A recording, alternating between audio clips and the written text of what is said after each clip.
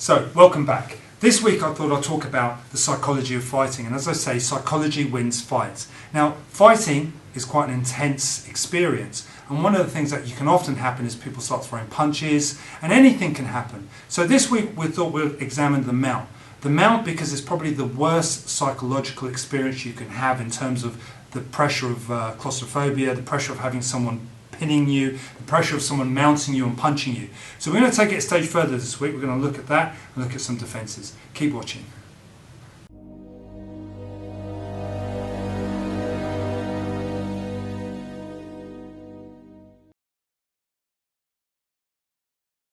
So this is an unusual position to discuss how to defend yourself. Guy lying down, another guy sitting on top, very odd. But the one thing about this position is a lot of people get caught in it and they think, especially with the age of MMA, it's a dominant position. Yes, it could be considered a bad position, but it's not as bad as you think. What tends to happen with most people is that they panic. And when they panic, they tend to want to push off and really try to struggle to get out. And in doing so, they leave themselves open for punches. Bang, bang, bang. And that's where they get caught because they struggle. If you're in this position, the first thing you want to do is not to struggle, because you're going to, not only are you going to puff out, but that's when the feeling of claustrophobia comes in. Anybody who's been grappling for a long time, especially in jiu-jitsu, will tell you, you get caught in this position, the first thing you start to experience is this claustrophobia. And then when you feel that claustrophobia, you start to get quite anxious and you start to hold your breath. And then you really want to get out. You struggle to get out. And this is what jiu-jitsu players especially and MMA guys prey on. Because when you want to get out so badly, you start to turn and then you give your head, and then before you know it, you're either being punched, you can punch me, that's fine, or you're being choked, which is the worst thing, especially if you don't know what you're doing and the position to be caught in. So, talking about psychology of fighting here, not specific technique. The first thing you want to do is obviously try to control your breathing. The second thing you want to do is not panic. And what I mean by not panic is don't throw your arms out and try to push the guy up. Keep your hands close to your body, bump onto your side, okay, and stay on your side, but make sure you're mindful of what's going on. Don't throw your hands up. I'm not in a bad position because if my partner wants to punch me, he's going to lose his balance. So the second key psychological factor in self-defense, or how to defend yourself, has to be to gain control. You have to try to gain control of the situation. The first one was to deal with the anxiety, to control yourself. The second one has to be to control him.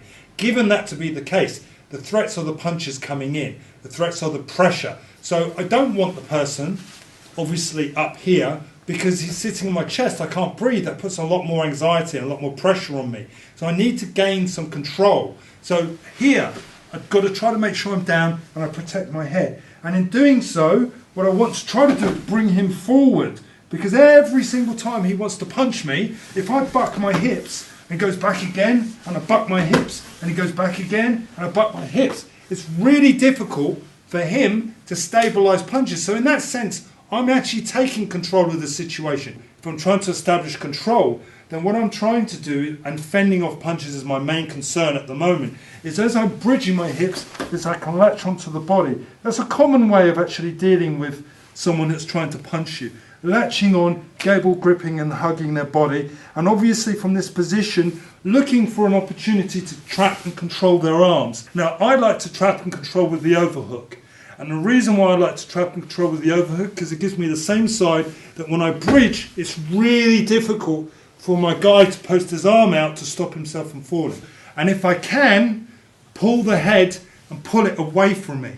So a small detail, cut the tricep, pull the head away and keep him away. Now I've got control. So just like any stand-up fight, and this is exactly the same, that's how I want you to think of it. Being on the ground is no different to standing up. The factors or psychological factors of the fight are exactly the same.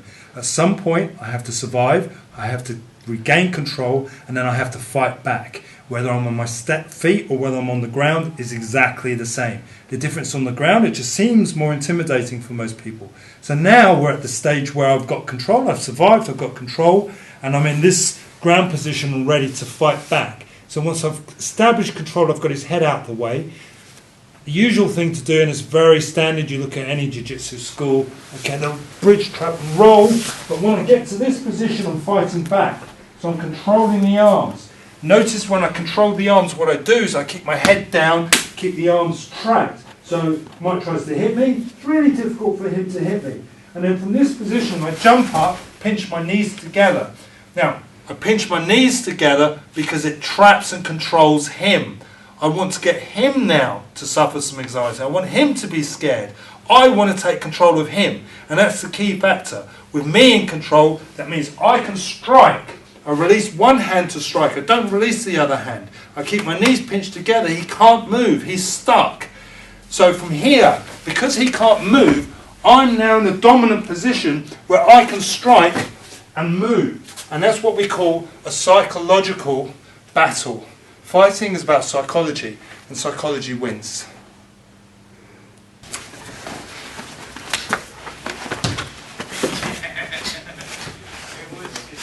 So, 3 key psychological factors for fighting.